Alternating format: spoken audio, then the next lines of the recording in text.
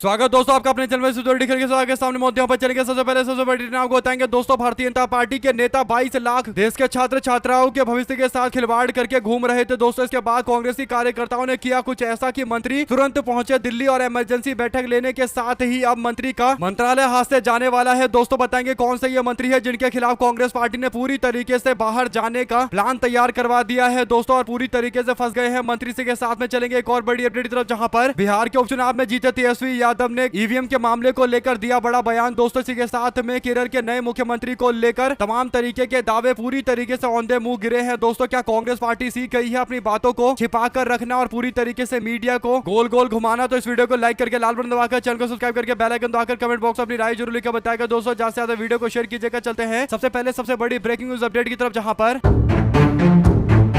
देश भर के 22 लाख छात्रों और छात्राओं के साथ साथ माता पिता सबके सब संघर्ष करते हैं दोस्तों। ऐसे में नीट परीक्षा को लेकर कम से कम 15-20 लाख परिवार के लोग इससे सीधा प्रभावित है दोस्तों। ऐसे में नीट परीक्षा पेपर लीक के मामले को लेकर भारतीय जनता पार्टी के नेता और देश के शिक्षा मंत्री धर्मेंद्र प्रधान की चुप्पी को लेकर कांग्रेस पार्टी ने पूरे देश भर के अंदर विरोध का ऐलान किया था दोस्तों। ऐसे में नीट पेपर लीक को लेकर देश भर के अंदर प्रदर्शन के बीच अहमदाबाद के अंदर कांग्रेसी कार्यकर्ता यानी एनएसयूआई के कार्यकर्ताओं को पता चलता है कि शिक्षा मंत्री धर्मेंद्र प्रधान यहां आने वाले हैं दोस्तों। इसके बाद कांग्रेस पार्टी के कार्यकर्ताओं ने अपना काम करना शुरू कर दिया गया। पुलिस की पूरी व्यवस्था के बावजूद कांग्रेस पार्टी के कार्यकर्ताओं ने धर्मेंद्र प्रधान को काले झंडे दिखाए दोस्तों और काफिला रोकने के लिए गाड़ी के सामने जाकर कूद गए, जिसके बाद पुलिस ने प्रदर्शनकारियों को हिरासत में ले लिया और सीबीआई ने मामले में अब तक कई जगह छापे मारे और कुछ लोगों को गिरफ्तार किया है दोस्तों। लेकिन सवाल सबसे बड़ा यह है कि शिक्षा मंत्री धर्मेंद्र प्रधान अपने पोस्ट से इस्तीफा क्यों देंगे, क्योंकि यह पहली बार नहीं हुआ है। 2024 के अंदर भी नीट यूजी में 67 छात्रों के 720 से ज्यादा अंक आ गए थे दोस्तों, जिसके बाद विवाद पैदा हो गया था और रीटेस्ट करने से कोर्ट ने इंकार कर दिया था। यानी 2024 में भी पेपर लीक का मामला सामने आया था दोस्तों। इसके बाद 2026 में भी यही हाल है, यानी भारतीय जनता पार्टी के शिक्षा मंत्री धर्मेंद्र प्रधान के नेतृत्व में बार बार पेपर लीक के मामले सामने आ रहे हैं दोस्तों। ऐसे में नीट परीक्षा को लेकर एनएसयूआई का विरोध इतना तगड़ा था कि उसके बाद मंत्री दिल्ली पहुंचते हैं दोस्तों। दिल्ली पहुंचने के बाद मंत्री ने रात में हाई प्रोफाइल बैठक की दोस्तों और हाई प्रोफाइल बैठक में दावा किया गया कि मंत्री ने अब तक लिए गए एक्शन के बारे में पूरी जानकारी इकट्ठा की है दोस्तों। बड़ी बात यह है कि मंत्री अचानक से हाई प्रोफाइल बैठक करने के लिए गए या फिर केवल मीडिया में छपाया जा रहा है, क्योंकि कांग्रेस पार्टी के कार्यकर्ताओं ने इनका जोरदार तरीके से विरोध करते हुए इनको आईना दिखाया दोस्तों और काला झंडा दिखाया और कहीं ना कहीं मीडिया में रिपोर्ट छपने से पहले ही ये खबरें छपा दी गई कि हाई प्रोफाइल बैठक कर रहे हैं मंत्री। लेकिन सबको पता है कि धर्मेंद्र प्रधान को ये पहली बार नहीं, जहां जहां वो निकलेंगे वहां वहां एनएसयूआई के कार्यकर्ता, कांग्रेस पार्टी युवा मोर्चा के कार्यकर्ता उनको काला झंडा दिखाएंगे। यानी कितना बचेंगे धर्मेंद्र प्रधान दोस्तों? काला झंडा तो इनको देखना ही पड़ेगा और प्रदर्शन का सामना तो करना ही पड़ेगा, क्योंकि कांग्रेस पार्टी पूरी तरीके से 22 लाख छात्र छात्राओं और परिवार के साथ में मजबूती के साथ खड़ी है दोस्तों। राहुल गांधी ने साफ तौर पर इस तरीके के पेपर लीक के मामले को लेकर निशाना साधा था दोस्तों और मंत्री से इस्तीफा एनएसयूआई कांग्रेस पार्टी छात्र इकाई की सबसे पहली मांग है दोस्तों। और ऐसे में अगर आप भी मानते हैं कि मंत्री को तो जाना पड़ेगा और जैसे ही ये खबर आती है कि कांग्रेस पार्टी एग्रेसिव तरीके से आंदोलन कर रही है एनएसयूआई, तो उसके बाद दोस्तों अचानक से मोदी सरकार को लेकर अपडेट यह है कि 21 तारीख को नरेंद्र मोदी मंत्रियों की बैठक लेने वाले हैं दोस्तों और कैबिनेट विस्तार को लेकर यानी मोदी 3.0 के कैबिनेट विस्तार को लेकर चर्चा चल रही है। कई सारे मंत्रियों को पोस्ट से हटाया जाएगा, जिसमें धर्मेंद्र प्रधान का नाम सबसे आगे बताया जा रहा है कि उसे शिक्षा मंत्रालय छीना जाएगा दोस्तों। अगर आप भी मानते हैं कि बीजेपी सरकार में ही पेपर लीक होता है, धर्मेंद्र प्रधान को तो हटाना ही चाहिए, लेकिन जो दूसरा आएगा उसे भी उम्मीद करना कि पेपर लीक नहीं होगा, ये काफी मुश्किल काम है दोस्तों, क्योंकि भाजपाइयों के काम करने के तरीके के कारण इस तरीके के पेपर लीक होते हैं। तो अपनी राय जरूर लिखकर बताएगा अगर आप भी मानते हैं कि दबाव में अब मंत्रिमंडल का विस्तार के नाम पर धर्मेंद्र प्रधान को हटाने की कोशिश हो रही है और ये कांग्रेस पार्टी युवा मोर्चा की जबरदस्त जीत है। तो आप लोग अपनी राय जरूर लिखकर बताएगा दोस्तों। ज्यादा से ज्यादा वीडियो को शेयर कीजिएगा। चलते हैं एक और बड़ी अपडेट की तरफ, जहां पर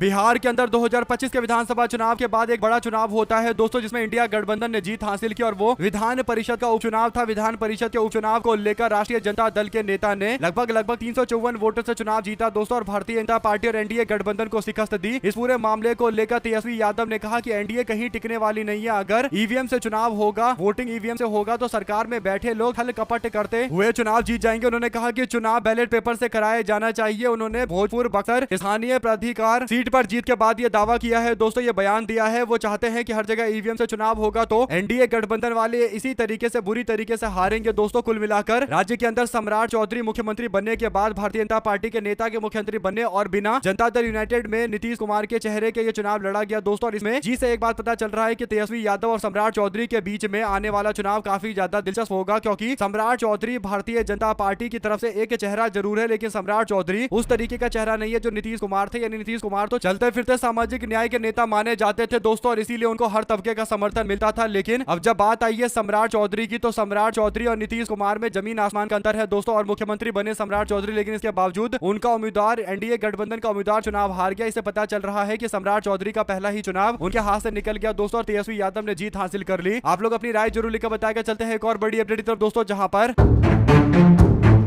ऐसा लग रहा है कि सुप्रीम कोर्ट के अंदर हवा बदलती जा रही है दोस्तों। सुप्रीम कोर्ट ने बीते दिन सीईसी यानी देश के मुख्य चुनाव आयुक्त और चुनाव आयुक्तों यानी ईसीओ की नियुक्ति की प्रक्रिया को लेकर केंद्र सरकार से सवाल किया। कोर्ट ने कहा कि अगर सरकार को ही फैसला करना है तो सिलेक्शन कमेटी में नेता विपक्ष क्या कर रहे हैं, नेता विपक्ष को रखकर स्वतंत्रता का दिखावा करने की क्या जरूरत है। यानी दोस्तों जो कमेटी पिछली बार बनाई गई थी, उस कमेटी के अंदर नेता विपक्ष और प्रधानमंत्री के साथ साथ एक गृह मंत्री बैठता है, और 3 जने बैठकर तय करते हैं कि अगला मुख्य चुनाव आयुक्त कौन बनेगा दोस्तों। अगर आप सोचिए कि 3 जनों की बैठक में अगर 2 जने गृह मंत्री और प्रधानमंत्री हो, तो दोनों के दोनों तो एक ही पार्टी के लोग होते हैं, और जो तीसरा व्यक्ति बैठा हुआ है नेता विपक्ष का, उसके वोट की क्या वैल्यू रह जाएगी। यानी राहुल गांधी चाहेंगे तो विरोध कर देंगे किसी व्यक्ति के नियुक्ति का, लेकिन 2 जनों का सपोर्ट है तो वो पूरी तरीके से कानून पास हो जाएगा और व्यक्ति मुख्य चुनाव आयुक्त बन जाएगा दोस्तों। और इसी तरीके के जो बदलाव किए गए हैं, यानी पहले गृह मंत्री की जगह पर देश के चीफ जस्टिस ऑफ इंडिया हुआ करते थे दोस्तों, यानी मुख्य न्यायाधीश होते थे, लेकिन बीजेपी के लोगों ने कानून में बदलाव करके उसकी जगह पर अमित शाह यानी होम मिनिस्टर को जोड़ दिया दोस्तों, जिस कारण से 3 जनों की बैठक में अब 2 जने एचएम और पीएम दोनों के दोनों एक ही पार्टी के हो गए। तो वो अपने हिसाब से ही देश के अगले चुनाव आयुक्तों की नियुक्ति कर देते हैं। और भारतीय जनता पार्टी पर ज्ञानेश कुमार की नियुक्ति को लेकर सवाल खड़े हुए थे दोस्तों। इसका सबसे बड़ा कारण यह है कि बीजेपी ने अमित शाह के सबसे करीबी अधिकारी को चुनाव आयुक्त नियुक्त कर दिया दोस्तों, मुख्य चुनाव आयोग बना दिया। और ऐसे में चुनाव की प्रक्रिया को लेकर ही अब सवाल खड़ा हो रहा है, यानी चयन की प्रक्रिया को लेकर सवाल खड़ा हो रहा है दोस्तों। सोचिए कि हमेशा से मुख्य चुनाव आयुक्त और चुनाव आयुक्तों के चुनाव में बीजेपी और उसकी सरकार का ही दबदबा रहेगा। जब 3 में से 2 लोग सरकार के बैठेंगे, तो कोर्ट ने इसी बात का जिक्र किया है दोस्तों। जस्टिस दीपांकर दत्ता और जस्टिस सतीश चंद्र शर्मा की बेंच ने कहा कि सीबीआई डायरेक्टर के सिलेक्शन कमेटी में चीफ जस्टिस ऑफ इंडिया होते हैं और विपक्ष का व्यक्ति होता है, प्रधानमंत्री होते हैं। तो ऐसा प्रावधान जो यहाँ पर पहले था, तो उसे क्यों हटाया गया। मुख्य चुनाव आयुक्त और अन्य लोगों की नियुक्ति को लेकर 2023 के नियम को चुनौती दी गई थी दोस्तों, जिस पर सुनवाई के दौरान ये बातें कोर्ट ने कही है। इसे लग रहा है कि आने वाले दिनों के अंदर वापस से पुराने प्रावधान को स्टोर करने पर चर्चा हो जाएगी दोस्तों, और जल्द ऐलान भी हो सकता है। आप लोग की जो भी राय है लिखकर जरूर बताएगा, ज्यादा से ज्यादा वीडियो को शेयर कीजिएगा। चलते हैं एक और बड़ी खबर की तरफ, जहां पर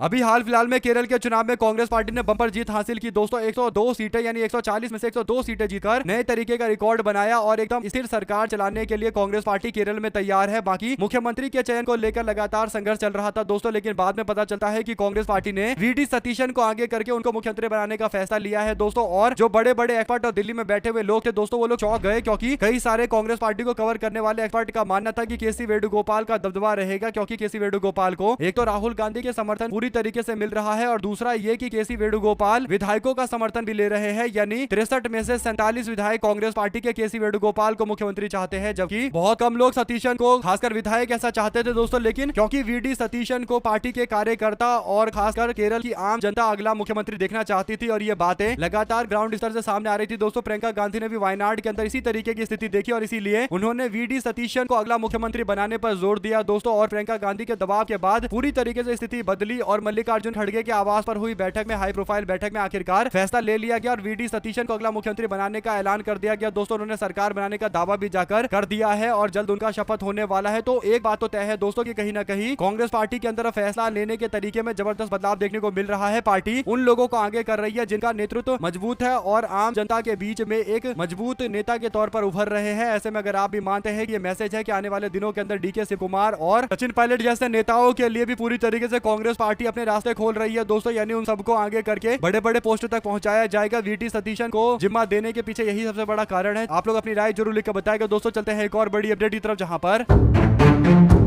सतीशन को केरल का मुख्यमंत्री घोषित किए जाने के बाद जो बयान केसी वेणुगोपाल का आया दोस्तों, उससे पता चल रहा है कि पार्टी के अंदर एक मैसेजिंग भी चल रही है। मैसेज भी दिया जा रहा है कि पार्टी के अंदर जो डिसिप्लिन होता है, यानी पार्टी का अपना अनुशासन होता है, उसको मानने के लिए क्या करना चाहिए। दोस्तों, केरल के अंदर मुख्यमंत्री नहीं बनने के बाद जब ये सवाल केसी वेणुगोपाल से पूछा गया तो उन्होंने कहा कि मैं अंतिम सांस भी इस पार्टी में रहकर बिताना चाहता हूं, यानी मैं कांग्रेस पार्टी का हिस्सा हूं और कांग्रेस पार्टी में रहूंगा और कांग्रेस पार्टी के झंडे में लिपटे जाने का ही मुझे एक उम्मीद है और अंतिम दिनों में मैं कांग्रेस पार्टी में ही रहूंगा और कांग्रेस पार्टी के झंडे में ही निपट कर जाऊंगा। ऐसे में दोस्तों उन्होंने साफ तौर पर बोल दिया है कि कांग्रेस पार्टी से इतर कहीं और देखने का कोई मतलब ही नहीं है और केसी वेणुगोपाल ये मैसेज भेज रहे हैं उन सारे लोगों के लिए दोस्तों जो जल्दबाजी कर देते हैं, हड़बड़ कर देते हैं कि उनको जल्दी जल्दी सब कुछ मिल जाए। लेकिन राजनीति बहुत धैर्य का काम है दोस्तों, समय का इंतजार करना पड़ता है। अगर आप भी मानते हैं केसी वेणुगोपाल एकदम सही बोल रहे हैं और कांग्रेस पार्टी के एक कार्यकर्ता को, एक पार्टी के प्रति समर्पित कार्यकर्ता को इसी तरीके से बर्ताव करना चाहिए जैसा केसी वेणुगोपाल कर रहे हैं और ये कई लोगों के लिए मैसेज भी है दोस्तों। अपनी राय जरूर लिखकर बताएगा केसी वेणुगोपाल के इस बयान पर। साथ साथ चलते हैं एक और बड़ी अपडेट की तरफ में।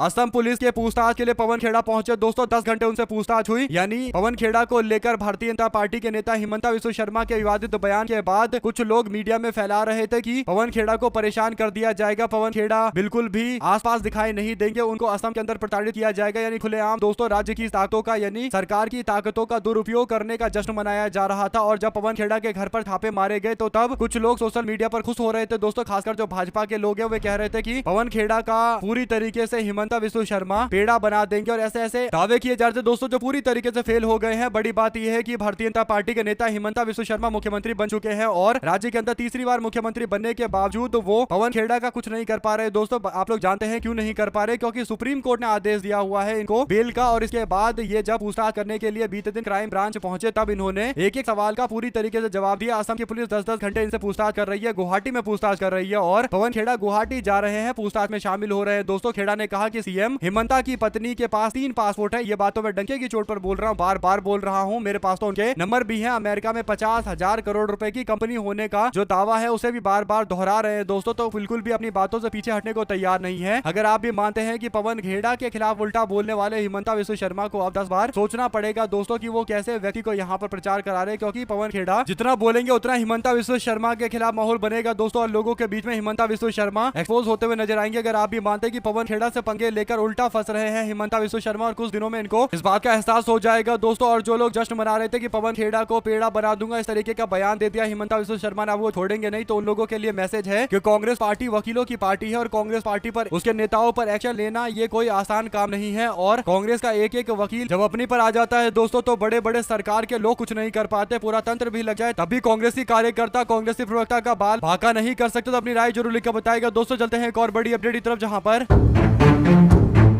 राहुल गांधी कहते हैं कि अडानी का केस खत्म कराने के लिए भारतीय जनता पार्टी के लोग अमेरिका के इशारे पर काम कर रहे हैं। कहां से तेल खरीदना है, अमेरिका में कितना पैसा लगाना है, अमेरिका भारत के रणनीतियों को तय कर रहा है और इसीलिए देश के अंदर तेल से लेकर हर चीज का संकट है दोस्तों। आपको बता दें कि अब गौतम अडानी को अमेरिका से खुशी मिली है, खुशखबरी मिली है और अमेरिका के अंदर प्रतिभूति एवं विनिमय बोर्ड यानी SEC गौतम अडानी के खिलाफ धोखाधड़ी के आरोपों को सुलझाने की दिशा में आगे बढ़ रहा है दोस्तों। बता दें कि ये मामला नवंबर 2024 में शुरू हुआ था। करीब 1.5 साल के बाद मामले का निपटारा अडानी ग्रुप के लिए एक बड़ी राहत है दोस्तों। इसे अडानी समूह के लिए इंटरनेशनल कैपिटल मार्केट में वापसी करने और अपनी तेजी से विस्तार करने की रणनीति को एक बार फिर से शुरू करने का रास्ता सामने आ जाएगा। कुल मिलाकर दोस्तों अमेरिका में केस चल रहा था और ये केस खत्म कराने के लिए हर तरीके के राजनीतिक पावर का इस्तेमाल किया गया। ये बात लगातार बोले जा रहे हैं दोस्तों, आरोप भी लगाए जा रहे हैं और होता भी है ऐसा कि राहुल गांधी बार बार बोलते हैं दोस्तों। उसके बाद ये खबर आ जाती है कि मुकदमा वापस ले लिया गया है। आप लोग इस पर अपनी राय जरूर लिखकर बताएगा। गुलमर्ग की रिपोर्ट में ये अपडेट है दोस्तों। इसी के साथ में चलते हैं एक और बड़ी खबर की तरफ, जहां पर दिल्ली के हाईकोर्ट ने गुरुवार को आबकारी नीति मामले में चीफ जस्टिस के पास दूसरी बेंच को ट्रांसफर करने का फैसला लिया है। यानी अरविंद केजरीवाल से जुड़े हुए केस को दूसरे बेंच में ट्रांसफर कर दिया गया है दोस्तों। यही नहीं, जस्टिस स्वर्ण कांता शर्मा ने अरविंद केजरीवाल, मनीष सिसोदिया और दुर्गेश पाठक और संजय सिंह, सौरभ भारद्वाज जैसे लोगों के खिलाफ आबकारी नीति मामले में उसके संबंध में उनके खिलाफ सोशल मीडिया पर अपमानजनक पोस्ट करने के लिए आपराधिक मानहानि की कार्रवाई शुरू कर दी है दोस्तों। मामले को दूसरी बेंच पर भेज दिया गया है। इस पर अरविंद केजरीवाल ने कहा कि सत्य की हमेशा जीत होती है, सत्य हमेशा जीता है और सत्य में जीत होकर रहता है। अरविंद केजरीवाल ने बगैर संदर्भ के सोशल मीडिया पर यह पोस्ट किया दोस्तों और लिखा कि सत्य की जीत तो हुई है, गांधी जी के सत्याग्रह की एक बार फिर से जीत हुई है। दिल्ली हाईकोर्ट की जस्टिस स्वर्णकांता शर्मा की अदालत ने गुरुवार को अरविंद केजरीवाल, मनीष सिसोदिया, दुर्गेश पाठक, संजय सिंह, सौरभ भारद्वाज और अन्य लोगों के खिलाफ आबकारी नीति में उसके संबंध में सोशल मीडिया पर कथित अपमानजनक पोस्ट करने के लिए आपराधिक मानहानि की कार्रवाई शुरू कर दी है। दोस्तों कुल मिलाकर जस्टिस शर्मा को अरविंद केजरीवाल के साथ में कुछ ना कुछ ऐसा था दोस्तों कि दोनों एक दूसरे पर निशाना साधने से पीछे नहीं हटते। तो उसके बाद कतार संघर्ष के बाद अभी अपडेट सामने आ रही है। दोस्तों आप लोग इस पर अपनी राय जरूर लिखकर बताएगा। ज्यादा से ज्यादा वीडियो को शेयर कीजिएगा। चलते हैं एक और बड़ी खबर की तरफ, जहां पर आजकल पाकिस्तान और आरएसएस वाले एक ही तरीके की भाषा बोल रहे हैं दोस्तों, जहां पर एक और आरएसएस के नेता दत्तात्रेय होस बोले कहते हैं कि हमको पाकिस्तान के साथ में बातचीत के दरवाजे खोलकर रखने चाहिए, बातचीत होती रहनी चाहिए और अधिकारियों लेवल पर या हर स्तर पर जहां पर बातचीत जरूरी है वहां बातचीत होना चाहिए। हमेशा हमेशा के लिए पाकिस्तान से हमको दूरी बनाने की जरूरत नहीं है, पड़ोसी है तो हम लोग आपस में बातचीत जारी रख सकते हैं। कुल मिलाकर दोस्तों आरएसएस के नेता दत्तात्रेय होस बोले के इस बयान को लेकर कांग्रेस पार्टी निशाना साधा। तो अब जाकर पाकिस्तान के जो उच्च अधिकारी है उन्होंने कहा वो दत्तात्रेय होस बोले के बयान का समर्थन करते हैं, पाकिस्तान और भारत को बातचीत जारी रखनी चाहिए। कुल मिलाकर दोस्तों यहाँ से बयान संघ वाले दे रहे हैं और वहां से पाकिस्तान वाले समर्थन कर रहे हैं। उसके बाद संघ वाले देश के अंदर आम लोगों को सर्टिफिकेट बांटते हैं। आप लोग जानते हैं कि जो हिंदुत्ववादी संगठन से जुड़े हुए लोग होते हैं दोस्तों, कैसे आम जनता को किसी को पाकिस्तानी किसी को पाकिस्तान चले जाओ ये बोल लगते हैं, लेकिन दत्तात्रेय होस बोले यानी आरएसएस के लोगों का जो मन कर रहा है वो बोल रहे हैं दोस्तों। और अगर विपक्ष के किसी नेता ने बोल दिया होता कि हमको पाकिस्तान से बातचीत करनी चाहिए तो अब तक बीजेपी के लोग पीछे पड़ गए होते दोस्तों, लेकिन जब बात आरएसएस के नेता की आई है तो उसके बाद चुप्पी साध कर बैठे हुए हैं। अगर आप भी मानते हैं कि पाकिस्तान और आरएसएस एक ही तरीके की भाषा बोल रहे हैं, ये तो साफ तौर पर दोनों के बीच की समानता को दिखाता है। और कहीं ना कहीं इस पूरे मामले के बाद भी अगर लोगों की अकल नहीं खुल रही तो फिर क्या ही कहना चाहिए दोस्तों। आप लोग कमेंट बॉक्स में अपनी राय जरूर लेकर बताएगा। साथ साथ चलते हैं एक और बड़ी अपडेट की तरफ, जहां पर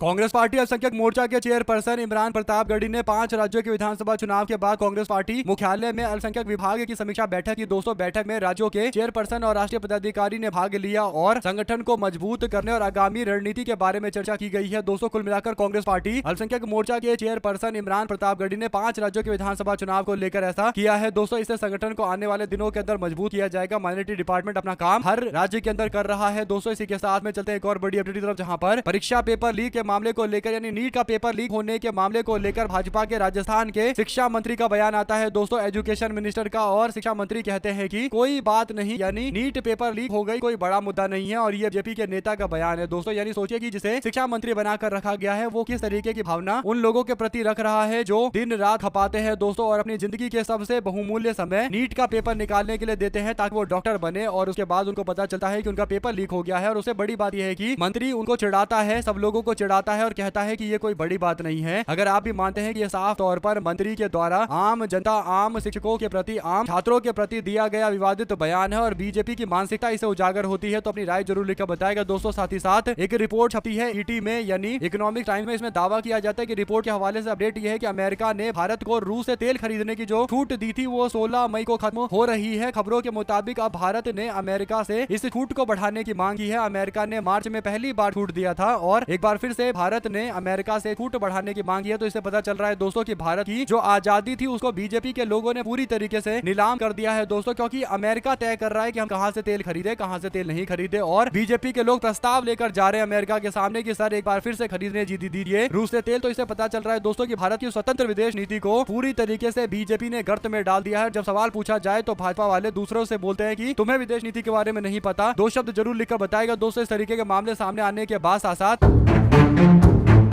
जिस बात का डर था दोस्तों बिल्कुल वही हो रहा है। बंगाल में जिसका डर था वही हुआ और एसआईआर में जिन लोगों के नाम काटे गए उन्हें सरकारी योजना से बाहर करने का पूरा इंतजाम कर लिया गया है दोस्तों। जो अपडेट है वो ये कि बिहार के अंदर लाभार्थियों की लिस्ट और एसआईआर की लिस्ट को मैच किया जाएगा और एसआईआर में जितने लोगों के नाम कटे उन सबके नाम हटाकर लाभार्थियों का नया लिस्ट तैयार किया जा रहा है दोस्तों। ऐसे में एसआईआर को लेकर पहले दावा किया जाता है कि केवल चुनाव के वोट डालने तक है, इसे आगे नहीं बढ़ेगा, लेकिन अब लाभार्थियों को भी एसआईआर के माध्यम से तय किया जा रहा है दोस्तों। तो एसआईआर का जल्द ही नागरिकता के लिए इस्तेमाल कर लिया जाए तो कोई चौंकाने वाली बात नहीं होना चाहिए। और इससे पहले विपक्ष के नेताओं ने कहीं ना कहीं बताया था कि ये लोग एसआईआर करा इसीलिए रहे हैं ताकि एसआईआर के आधार पर लोगों की नागरिकता तय की जाए और कहीं ना कहीं दोस्तों लोगों को परेशान करने का ये तरीका ढूंढा गया है। आप लोग अपनी राय जरूर लिखकर बताएं अगर आप भी मानते कोर्ट को इस तरीके के फैसले पर स्टे लगाना चाहिए जिसमें एसआईआर का इस्तेमाल किया जा रहा है आम जनता को परेशान करने के लिए। साथ ही साथ दोस्तों 19 राज्यों के अंदर यूटी में एसआईआर का ऐलान। यहाँ 37 करोड़ वोटर्स 30 मई से 23 दिसंबर के बीच में वेरिफिकेशन होगा, यानी 19 राज्यों के अंदर भी एसआईआर का ऐलान कर दिया गया है। तो लगभग सभी राज्यों के अंदर एसआईआर पूरा होने जा रहा है। बड़ी बात यह है दोस्तों, जो बड़े राज्य है वहां पर पहले ही करवा लिया गया है। अब जो बचे हुए राज्य है वहां पर एक साथ कराने के आदेश जारी कर दिए गए हैं। 2029 के चुनाव से पहले सारे राज्यों के अंदर एसआईआर हो जाएगा। लेकिन ये मामला काफी बड़ा है दोस्तों, आप लोग अपनी राय जरूर लिखकर बताएगा। साथ साथ ईडी ने कोलकाता पुलिस के डीसीपी को गिरफ्तार कर लिया और जांच में पेश न होने के आरोप में गिरफ्तारी की गई है। तृणमूल कांग्रेस के दफ्तर के ऊपर बुलडोजर चलाया गया है दोस्तों, यानी पूरी तरीके से बंगाल के अंदर विपक्ष को भी निशाने पर लिया जा रहा है और जो विपक्ष के द्वारा एक पूरी एजेंसी तैयार की गई थी उसके खिलाफ बयानबाजी किया जा रहा है। आप लोग अपनी राय जरूर लिखकर बताएगा। चलते हैं एक और बड़ी अपडेट की तरफ दोस्तों, जहां पर केरल के अंदर कांग्रेस पार्टी वीडी सतीशन का शपथ ग्रहण समारोह 18 मई को कराने जा रही है। शपथ ग्रहण समारोह को लेकर भी तैयारियां शुरू कर दी गई है दोस्तों। ऐसे में